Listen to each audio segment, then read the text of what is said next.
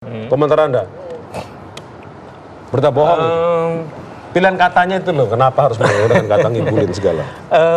Begini, kalau soal pilihan kata, mungkin kita yang muda-muda kadang terlalu tinggi melihat diri kita begitu, sehingga mengatakan Pak Amin pilihan katanya begini.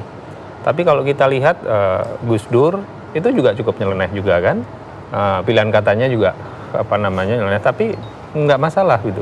Bu Mega malah pilihan katanya lebih banyak diamnya, tapi juga itu nggak masalah. Karena apa? Karena tokoh-tokoh seperti Pak Amin, Bu Mega, Gus Dur, mereka itu adalah bapak-bapak, ibu-ibu bangsa kita.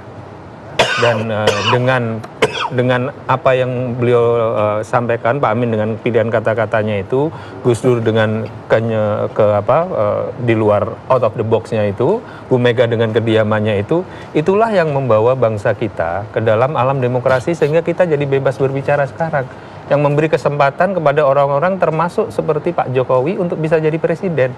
Kalau seandainya ya tokoh-tokoh seperti Gus Dur, Pak Amin tidak memimpin gerakan langsung, Bu Mega tidak dengan kekehannya memimpin PDIP walaupun ditekan oleh rejim Pak Harto, ya.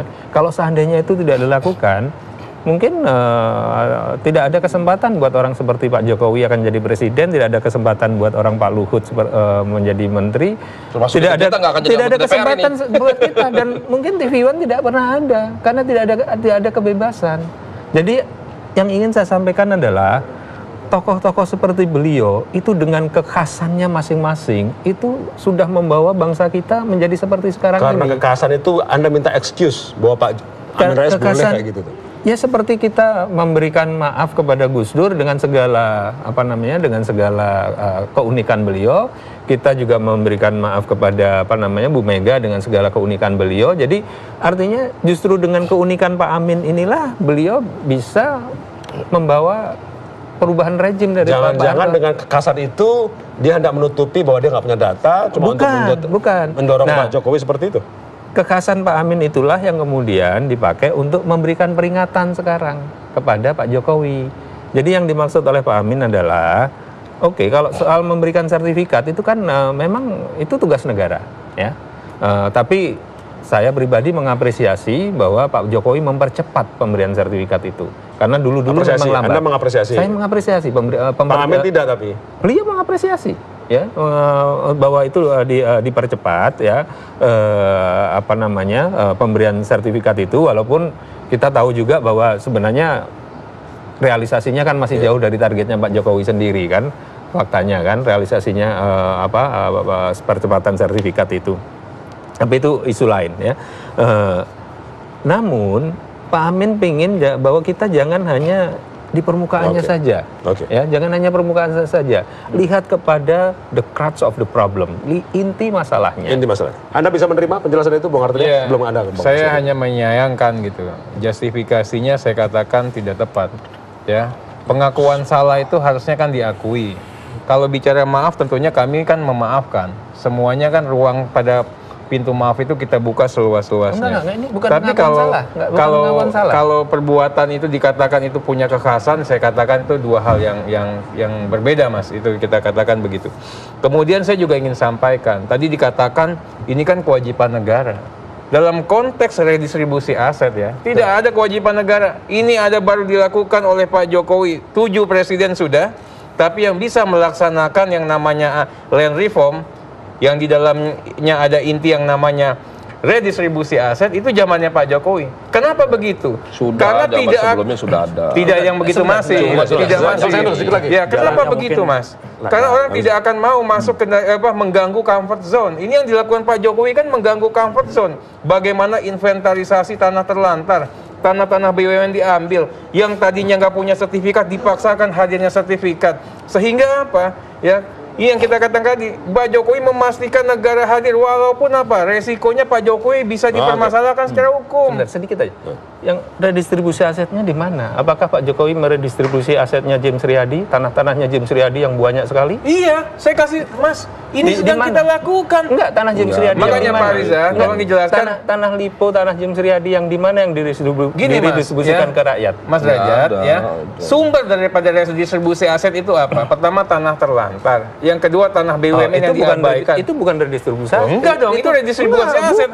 Kok enggak gimana? Redistribusi itu adalah satu aset yang dimiliki oleh satu pihak tertentu dibagikan kepada pihak lain. Itu dalam kata konteks siapa? pemerataan. Kata siapa? Kata saya. Ya bukan, Mas baca undang-undangnya. Kenapa redistribusi aset itu terjadi pada saat apa? Kalau itu tanah negara, itu bukan redistribusi. Enggak, ini saya katakan, Mas. Kalau itu tanah, ini jelas kok undang-undang pokok agraria sumber tanahnya mana? Sumber tanahnya saya mana? jelaskan. Sumber tanahnya negara kan? Namanya reform itu merestructure ulang ya kepemilikan penguasaan tanah. Apa yang di-restructure? Tanah terlantar, tanah BUMN yang tidak digunakan, lahan transmigrasi yang selama ini orang sudah menguasai, memanfaatkan, punya kebun sawit, nggak pernah diterbitin sertifikat.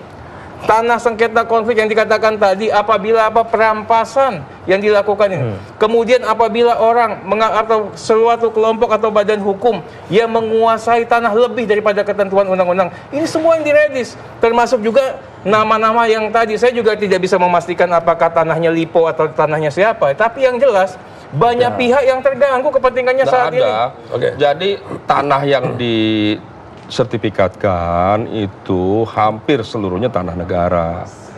Ada yang terlantar, ada yang milik BUMN, ada yang itu kan sumber menjadi redis hutan. aset. Itu bukan tanah, mohon maaf, konglomerat yang selama ini menguasai lahan.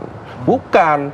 Kalau pemerintah punya kekuasaan, punya power, punya kewenangan, konglomerat, kau sudah kebanyakan ini menguasai tanah sekian ratus ribu hektar, sekian juta hektar, umpamanya saya nggak sebut nama ya. Bukan, ya kita tahu ada pimpinan Komisi 2 ngomongnya yang faktual. Iya, tanah di Kalbar, tanah kalau di Lampung. Dengar dulu, tanah di Lampung, mau di mana? Mau di Riau. Iya. Semua tanah-tanah itu yang dikuasai. Sampai hari ini di Komisi 2 saja ribut. Tidak berubah. Kenapa ribut konflik? Karena tanah yang diberikan oleh BPN katakanlah 1.000 hektar, pengusaha ini menguasai 1.500 hektar umpamanya. Itu contoh yang sederhana. Itu konflik kan kita hari-hari menerima konflik ini. Itu contoh. Kalau itu yang dilakukan Pak Jokowi, kalau itu yang dilakukan oleh Pak Jokowi, itu kami bangga. Itu jadi kalau membaca kalimat apa yang disampaikan Pak Amin harus teliti. Poinnya itu bukan pada pembagian sertifikat, tapi poinnya pada ya kan tanah-tanah yang banyak ini di Republik ini hanya dikuasai oleh segelintir orang. Itu dua hal yang Jangan-jangan jadi poinnya di situ. Dua hal yang berbeda nih. Iya, bicara ngibul. Bukan. Iya, poinnya di situ. Artinya pembagian sertifikat ini ya kan yang memang menjadi tugas pemerintah ya kan tidak bisa ya kan mewujudkan menegakkan hukum dan keadilan. Maksudnya kalau nggak pas jangan pakai kata ngibul gitu, maksudnya gitu ya. Oke, kita break dulu. Saya mau dengar suara Bung Ahmad Badiuni saat lagi setelah pariwara. Dua sisi berkaitan dengan situasi yang membuat banyak orang berkerut dahinya.